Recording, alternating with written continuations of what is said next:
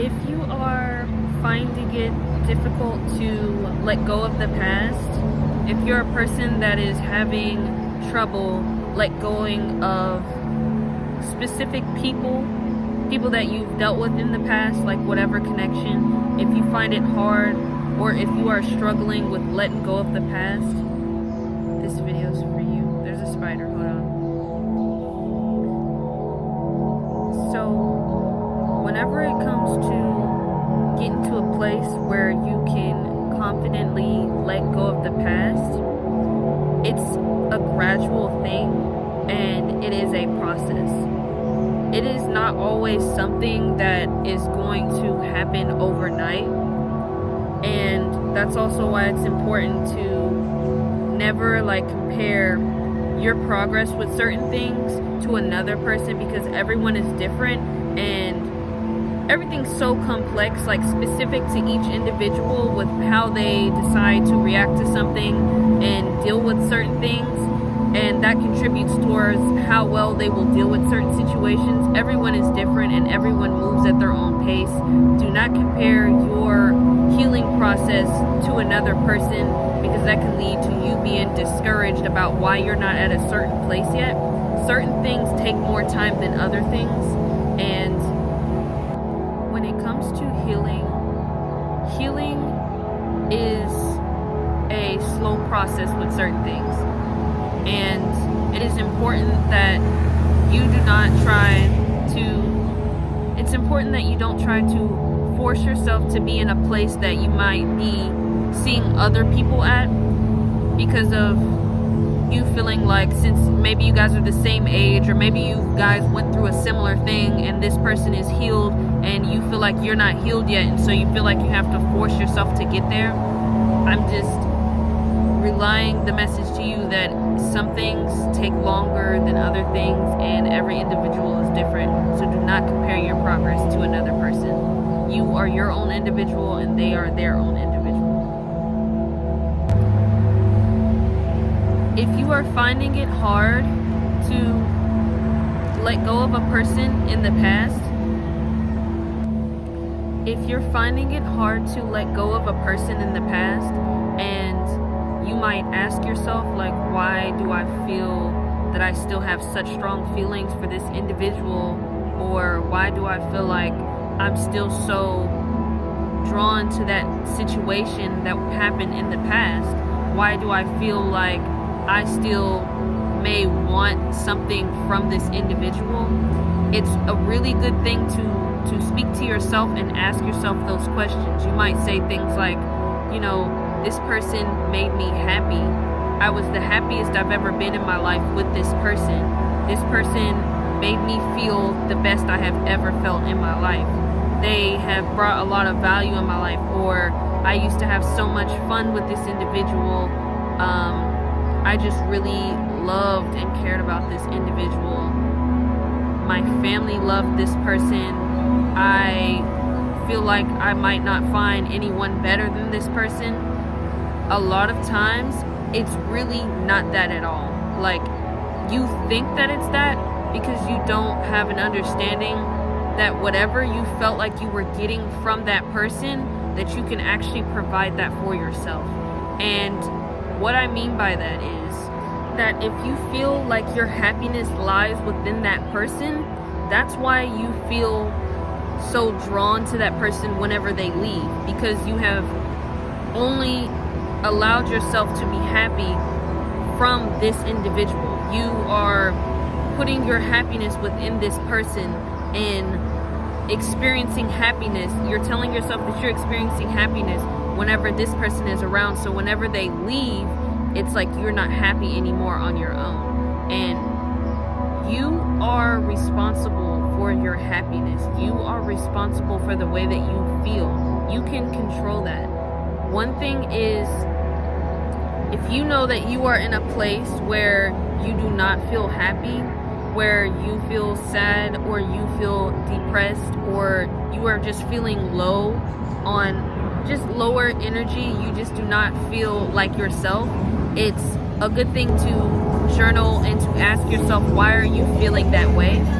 And it's not a time to seek out a relationship, because a lot of people, whenever they're feeling low, they start to go into certain type of mechanisms to try to make that feeling go away, whether that's from some people engage into like taking drugs, or some people engage in like drinking, or some people like to overeat or things like that, or maybe they will go out into clubs to try to distract themselves from feeling that feeling and to just run away from it because they don't exactly know how to deal with it.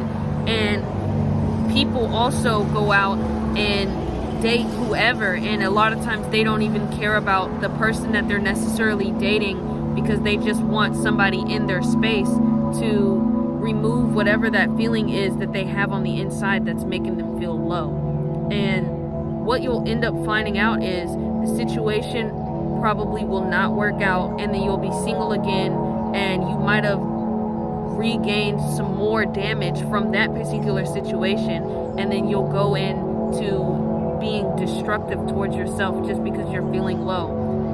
Ultimately, to solve all of that, what you're going to have to do is allow yourself to feel your feelings and to start asking yourself the hard questions.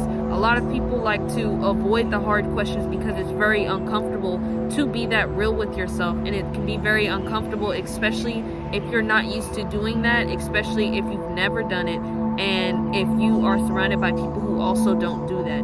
If you are surrounded by people who, whenever they start to feel a certain type of way, they put distractions in their life to run away from all of their feelings, to push that feeling down and just be in a survival mode the entire time, and they never address that. And a lot of times people do this for years and don't understand why maybe certain things they're not experiencing in their life yet, and that's a part of the reason why. People think that they're doing a good thing, and people think that they're protecting themselves by distracting themselves away from their feelings whenever they start to feel those low type of emotions. And it actually does the complete opposite, because it stunts your growth, and ultimately you'll just be in a cycle where you're doing the same destructive habits for over years. And that's what brings some people to where they might get into a relationship with someone that they probably didn't even like to begin with, and they have children, because a lot of people also have intercourse to distract themselves from whatever they're feeling on the inside. And people might try to say that they are engaging in certain activities because they just love somebody else so much, or they feel like they need somebody else so much, and because this person is not in their life, that's why it's resulting in them doing those activities. And really what it is whatever this person, whatever you feel like, give me a second, whatever you feel like this person is providing for you, you can provide that for yourself. And how you discover to do that is, okay, think about how you felt in that moment whenever you were with that person.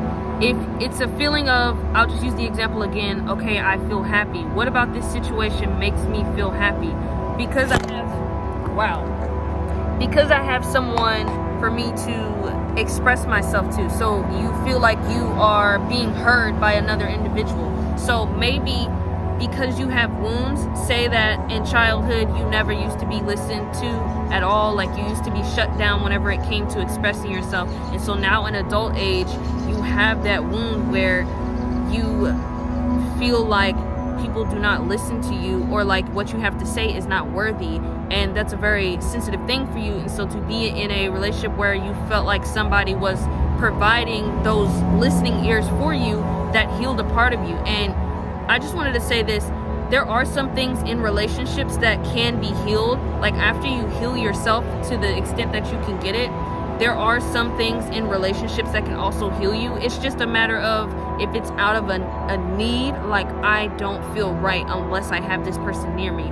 I cannot focus or do anything unless I have a person in my life. I need to be in a relationship. I cannot survive without a relationship. If that is where you are, this is what I mainly am talking about. If you feel like you cannot survive without having somebody in your life, like you cannot be alone by yourself, if you feel depressed and sad unless you're in a relationship, you should not necessarily be in a relationship at all, because there's certain things that you should be working on to get yourself to a place where you are okay without being with another individual. That's mainly what this video is for, to give some insight as far as what you can do to figure out why you feel like you're so attached to this person in the past and really what it means. It's just something that you need to discover that you can provide for yourself. You think that this person is what's making you happy. All it is there's a wound that this person, whatever y'all interacted with, like with each other. So this person provides that for you, and in a sense it's healing you. You should ask yourself, are you listening to yourself? Like, for example, there's a way that you can build up trust for yourself. We'll be recording a part 2 to this due to technical difficulties, but if anything resonated in this video for you, consider liking, subscribing, and sharing so that whoever may also needs to hear this message, it reaches them as well. Thank you. Bye.